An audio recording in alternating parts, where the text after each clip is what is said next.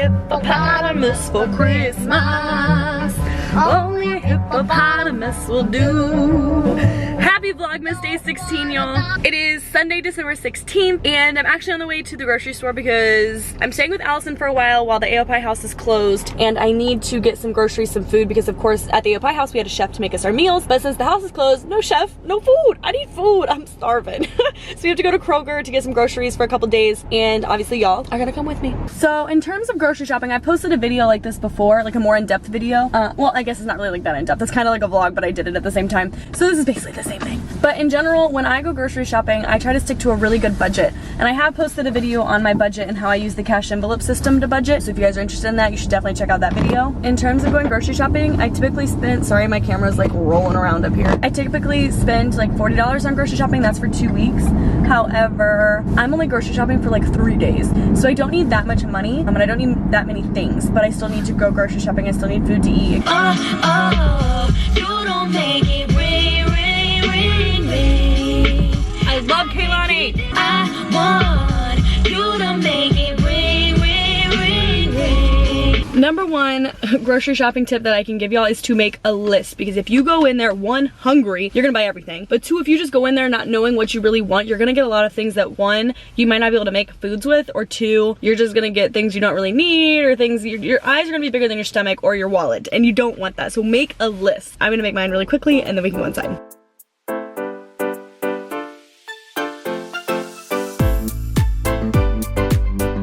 Okay, we got our list, so that means we can go inside now, and that way I don't overspend, overbuy, or get things that I don't need.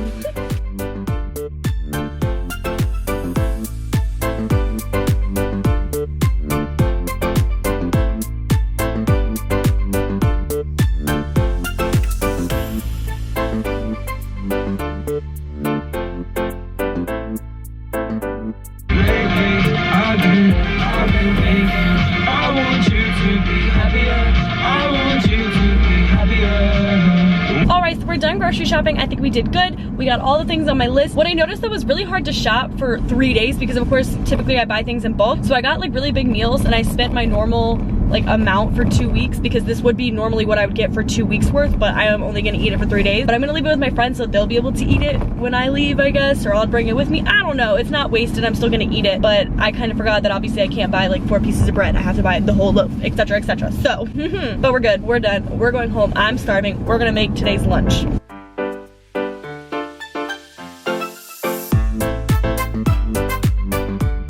As I mentioned this morning, it is Sunday, December 16th, which means that is Sorority Sunday, and I had to touch on at least a couple subjects or a couple things for today, even though it's still Vlogmas like I mentioned. Today I kind of wanted to talk about what sorority people, what we look for in a PNM, or what we look for in a potential new member during recruitment, kind of give you an idea of, again, what we're looking for, people that we want to recruit, etc, etc. I always start these videos off just by like a little disclaimer saying that I'm always speaking off of my experiences, my sorority. Typically these things can go across other sororities, but again, I cannot speak directly or exactly or specifically for anybody else other than myself and my sorority. At the beginning of all of these sorority videos, I always answer any questions or comments that y'all had during the last sorority video. So we're gonna take a look to see what we had from last week. All right, so one comment that we had was, do people of color join sororities a lot? I think they're cool, but I wouldn't be comfortable with being a sole or one of the few people of color in a sorority to meet like requirements or something. It concerns me because where I'm from, a pure Latino person of color, and I want to fit in well between both, having people of color and white people around. So that question is very interesting, only because people of color can join PHA sororities. It's like the Panhellenic sororities.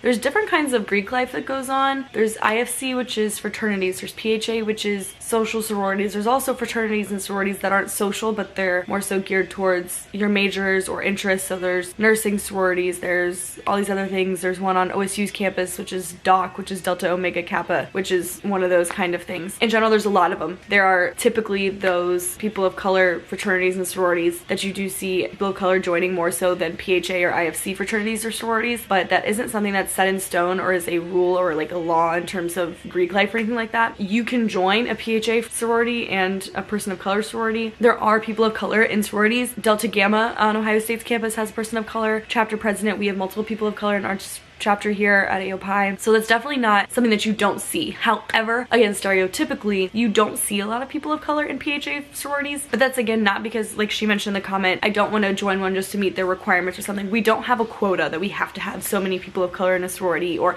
anything like that, so you're not going to be meeting any kind of requirements if you start to recruit and somebody extends you a bid. So don't think like that. If we're extending you a bid, it's because we genuinely like you, and it's not just to meet a requirement or because you're this or that or anything like that. We want you to be a part of our sisterhood. So typically you will see people of color in typically white sororities, if you want to say that, but there are differences and there are different ones that you can join. It just depends on which one you feel more at home being in and which one you connect with, of course. But I don't want you to think that there's a quota or anything that we have to do in terms of PHA sororities extending bids to people of color. We do that just based off if we like you or not anything else, if that makes sense. And that was pretty much the only question or kind of comment that I had on my last video, which was debunking sorority myths and stuff. So I just wanted to address that one, of course. With that being said, if y'all have any questions about sorority life, Greek life, or about this video at all, please comment down below. I will answer them in next week's Sorority Sunday video. But moving forward, I just want to talk a little bit about what we look for when we're recruiting as people that are already chapter members. So with my sorority and each sorority, we all have core values or something that we hold near and dear to our heart. So with AOPI, ours are character, scholarship, dignity, and college loyalty. Those are our 4 core values that we look for in terms of how we live our day-to-day lives, who we allow in our sorority, and how we kind of work within our sorority. Everything that we do is kind of centered around those things. So when we are going through recruitment and girls come into the house and we ask them questions and we talk to them, we are looking for those 4 values in them. That's something that's made to the public. Typically, some values of each sorority are known publicly. However, each sorority does have stuff that are ritualistic or things that are kept secret until you're an initiated member. And we do have other things like that. But again, I'm not going to share those with you because I am not at liberty to, but we do have other things within our sorority that we look for in girls when we're recruiting, along with those 4 core values that are made to the public. And they look for that when they're questioning you or talking to you. If you're PNM, when you're walking through for recruitment, it can be in little things like when we ask you, what are you involved in on campus? We're looking to see how your college loyalty, what I mean? Like, how are you involved with Ohio State in particular? Again, this is my experience. So we're asking you those kind of questions just to get a feel for our core values. We're asking you, what were you involved in high school? Because your high school loyalty kind of will move to college loyalty. So we kind of look at that, especially if we're recruiting some freshmen. They typically aren't on campus enough to really be involved or to know a lot about Ohio State. We do ask some questions about their high school life. There's other questions that we'll ask, about what kind of philanthropy things were you involved in on your own, or you do volunteer anywhere? That's getting us a look at their character. What are some things that they're passionate about? Those are going to be questions that we'll definitely ask. We want to hear who you are as a person and how those align with our 4 core values. Every sorority typically is looking for kind girls, caring girls, interested girls, involved girls, charismatic girls, something that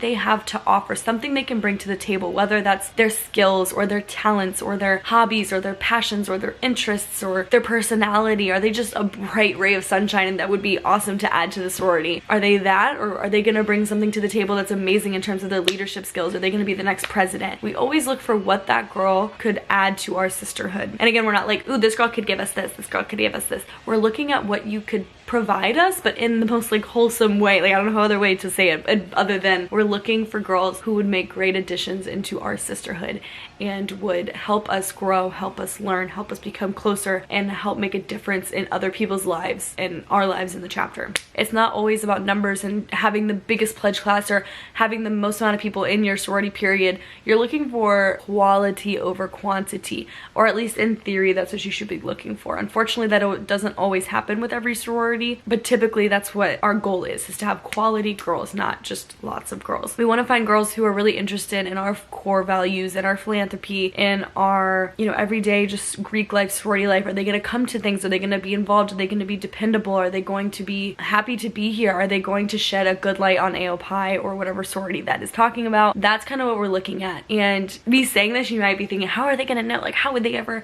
be able to figure that out? Typically with recruitment, at least with us, it's about a 2-week process, 2 weekends worth, and we talk to you for hours, and we get to talk with you with multiple sisters, and there's sheets that we write down notes on you. We remember things. We're really trying to ask you the best questions to get to know you, but to also see how you would fit in with our sorority. Little things like that is kind of what we're looking for. It's hard to explain. It's kind of one of those, when we see that hope and that ambition and all these things in your eyes. We see what you're inspired by and what you're passionate about through what you're talking and what you're saying and how you present yourself, how you carry yourself, how you interact interact with us, how you interact with other P&Ms, how you answer the questions that we're asking you. And then at the end, when we're starting to extend bids, we go through all of that again, and we think Kaylee had this amazing kind of like a sorority resume. Like, she hit all these good points. I think she'd be a great addition to the sorority. And sometimes we'll hit a girl and we'll say, you know, she was amazing, but she's looking for more of this while we offer more of this. She would fit better in this sorority, but we would still love to have her. It's really a give and take with information and really trying to find where all these girls' homes are. It's a lot, it's confusing, and I know it's overwhelming for y'all. It's overwhelming for us to meet all of you, but I hope that that kind of little synopsis gives you a kind of an idea of what we look for. Just little things to keep in mind when you're answering questions, or maybe key points that you should bring up during recruitment, just to kind of get your point across, or to show people who you really are, because that's really what we're looking for, of course, is who you are as a person, not what you look like. Again, if you have any questions about that, I know I just went over it really briefly, but if you have any questions about it, let me know down below, because next week I'll talk about it. We'll do another video next week about some sorority stuff. I'm like, I'm so tired, y'all. I cleaned this whole apartment for them because it was messy, and I don't like messy. I cooked lunch. I have to cook dinner now for myself, not for them, but I'm like, I need a nap. I need a nap.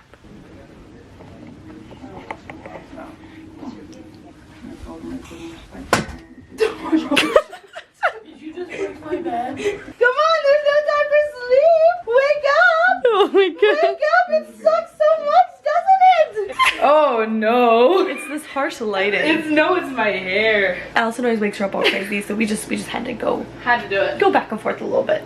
I just woke up from like a 2-hour nap myself, but Allison's been asleep as well, and now that 2 of us are up, we had to wake the 3rd one up, so I'm so tired. Just staying up every night until 3 a.m. editing these is getting to me. I'm dying. Since I just woke up, we're gonna make some dinner because it is 7:10, and I'm gonna start to get hungry because I didn't eat since 2. So we're gonna make some shepherd's pie. I've made this on my channel before in my last video that I made about grocery shopping and stuff, so I'm sure y'all have seen me do it before, but it's easy. It's very simple the way I make it. So I'm gonna make it again for dinner for the next 3 days, and so we're gonna do that. I also need to make lunch for tomorrow for work because I'm making pasta salad to bring to work, and so I'm gonna make that now. That way I can bend it up and have it ready for tomorrow to work. So we got some cooking to do.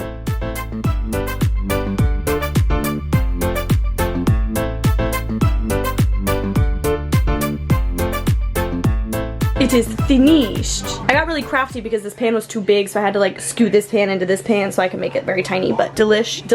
First reaction?